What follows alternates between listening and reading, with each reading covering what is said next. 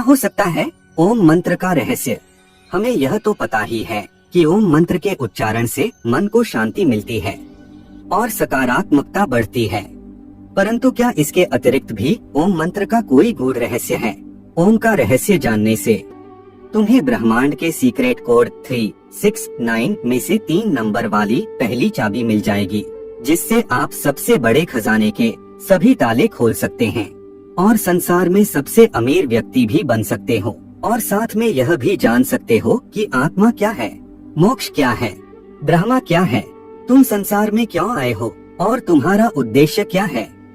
और अगर तुमने ओम के रहस्य को नहीं जाना तो तुम्हारे पास अरबों खरबों रुपए होने के बावजूद भी तुम संसार के सबसे गरीब और भीखमंगे व्यक्ति ही रहोगे।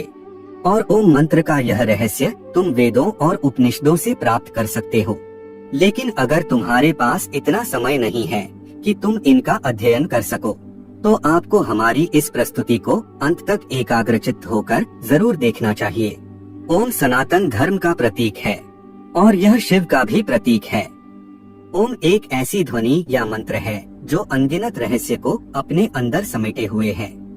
और अमेरिका की ऑक्सफोर्ड यूनिवर्सिटी में डायरेक्टर रह चुके पीटर रसेल ओम मंत्र पर गहन अध्ययन कर रहे हैं और उन्होंने E=mc² को ओम =mc² के समकक्ष बताया है। और वो कहते हैं कि यह सूत्र चेतना की अभिव्यक्ति को दर्शाता है। ओम ही ब्रह्मांड की एक ऐसी ऊर्जा है जिससे यह ब्रह्मांड बना है। यूनाइटेड स्टेट में अलग अलग जगह पर रिसर्च चल रहा है कि ओम की ध्वनि का हमारे शरीर पर क्या असर पड़ता है। इस रिसर्च में जब अलग अलग ध्वनि को ऊंची आवाज में बजाया जाता है तो हर ध्वनि का असर शांत पड़े पानी पर अलग अलग पड़ता नजर आता है, लेकिन ओम की ध्वनि का असर पानी पर सबसे अलग पड़ता है। रिसर्चर खुद हैरान थे कि ओम की ध्वनि के बजने पर पानी पर ऐसी आकृति बनती है जैसे कि सनातन धर्म में बताए गए श्री यंत्र की आकृति होती है। ओम के सिवा कोई ध्वनि ऐसी आकृति नहीं बनाती थी। रिसर्चर ने बताया कि ओम की ध्वनि बहुमूल्य ज्ञान का खजाना है। और जब प्राचीन काल में एक सन्यासी को लगा कि गुप्त मंत्र से बड़े बड़े खजाने के ताले तोड़े जा सकते हैं, तो यह सन्यासी गुप्त मंत्र की तलाश में एक बड़े आश्रम में जाता है। वहाँ के आचार्य से कहता है कि आप मुझे मूल्यवान गुप्त मंत्र दीजिए। तो आचार्य ने कहा कि मैं तुम्हें गुप्त मंत्र तो दूंगा, लेकिन तुम्हें सालों तक यहाँ रहकर सेवा करनी होगी। सन्यासी ने सेवा करते करते सालों बिता दिए। एक दिन सन्यासी आचार्य के पास गया और बोला कि अब तो वह गुप्त मंत्र मुझे दे दीजिए। तो आचार्य ने कहा कि ठीक है, तुम मेरे नजदीक आओ, मैं तुम्हारे कान में वह गुप्त मंत्र कहूँगा। सन्यासी नजदीक गया तो आचार्य ने ओम मंत्र दिया। सन्यासी खुश हो गया, वह वहाँ से चला गया और ओम का जाप करने लगा, लेकिन कोई धन की प्राप्ति नहीं हुई। तो उसे संदेह हुआ कि आचार्य ने उसके साथ धोखा किया है। वह जब बाहर निकला तो एक माँ उसके बेटे को बुला रही थी कि ओम बेटे यहाँ आओ। तो सन्यासी चौंक गया, क्योंकि यहाँ तो किसी के बेटे का नाम ही ओम था। जब वह और आगे गया तो कुछ ब्राह्मणों को देखा जो हरि ओम बोल रहे थे।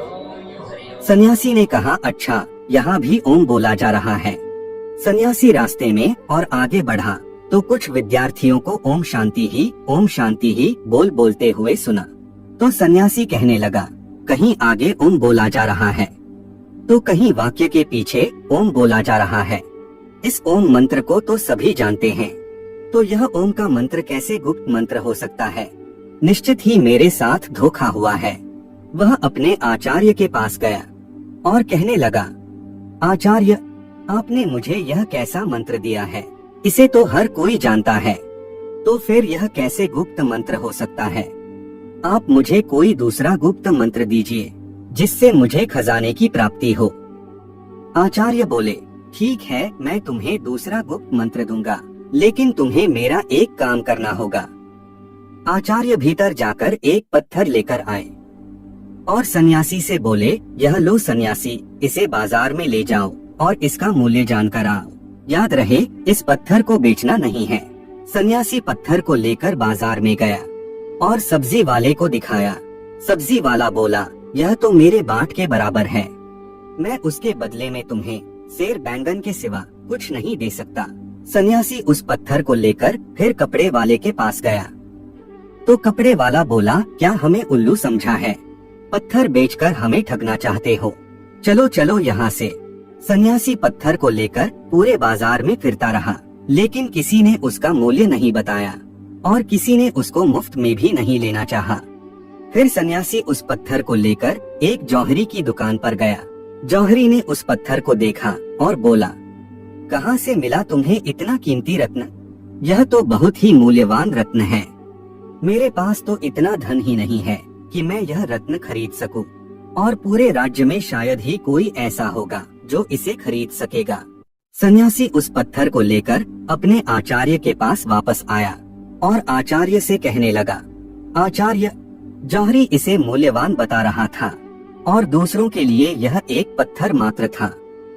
आपको पता था कि यह पत्थर नहीं लेकिन कीमती रत्न है, तो फिर मुझे इसका मूल्य जानने के लिए बाजार में क्यों भेजा?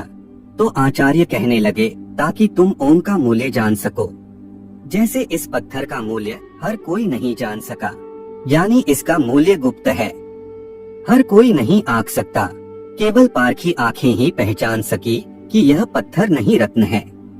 उसी तरह ओम भी एक रत्न है जिसका मूल्य गुप्त है, और जो ओम का मूल्य जानते हैं वह समृद्ध हो जाते हैं।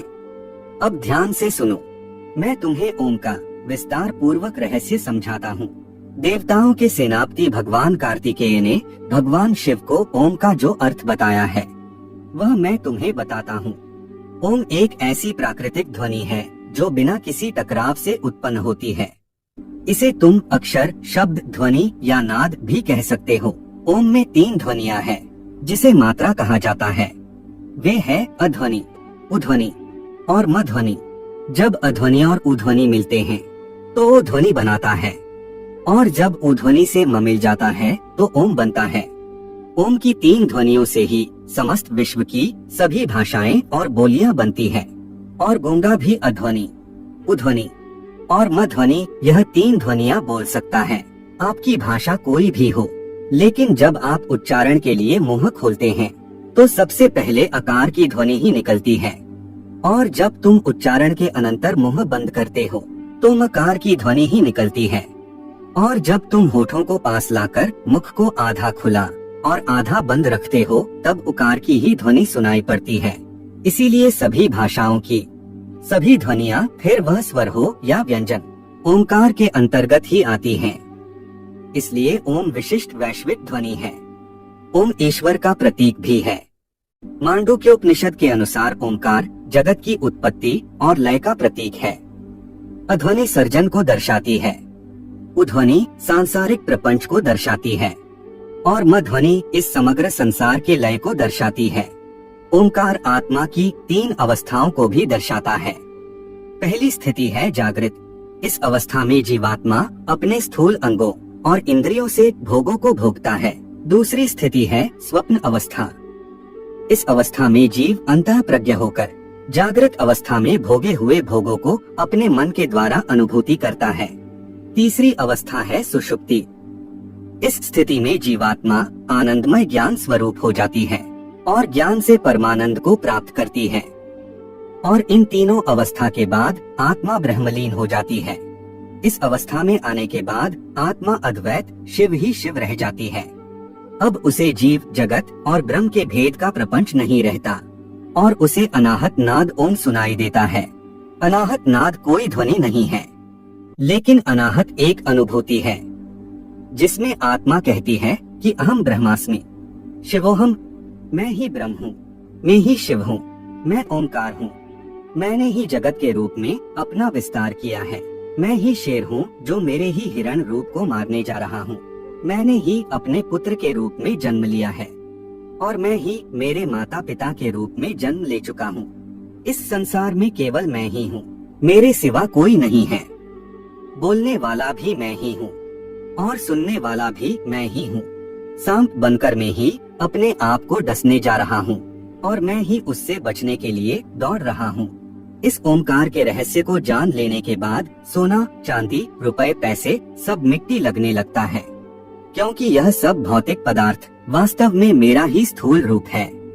मैं तो इतना अमीर हूँ कि यह घर, यह जमीन, यह पृथ्वी, यह तारामंडल ही नहीं, पूरा ब्रह्मांड ही मेरा है। और ऐसे कितने ब्रह्मांड होंगे जो मेरे ही अंग हैं। तो मेरे जितना अमीर कौन हो सकता है जब मुझे इतना बड़ा खजाना मिल रहा है। मैं क्यों इन किलो 100 किलो सोना, चांदी और रुपए पैसे के पीछे भागूं? और इस खजाने को खोलने के लिए मैंने 3 नंबर की चाबी दी है, ओंकार, जो अब मैं तुम्हें बताता हूँ। मूल नैसर्गिक ध्वनियाँ 3 हैं, अध्वनि, उध्वनि और मध्वनि। नैसर्गिक रंग 3 हैं, लाल, पीला और नीला। प्रकृति के मूल लक्षण 3 हैं, नाम, रूप और गुण। शरीर की तासीर 3 है, कफ, पित्त और वायु। ब्रह्मांड की स्थितियाँ 3 हैं, उत्पत्ति, पालन और प्रलय।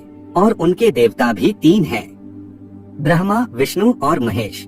पदार्थ के मूल तत्व 3 हैं, न्यूट्रॉन, प्रोटॉन और इलेक्ट्रॉन। पहले आयाम 3 हैं, लंबाई, चौड़ाई और गहराई। और इन 3 नंबर की चाबी को जितना गहराई से अध्ययन करोगे और उसकी गहराई में जाओगे, तुम मुझे ही पाओगे, नहीं अपने आप को ही पाओगे। क्योंकि इस संसार में तुम्हारे सिवा दूसरा कोई है ही नहीं।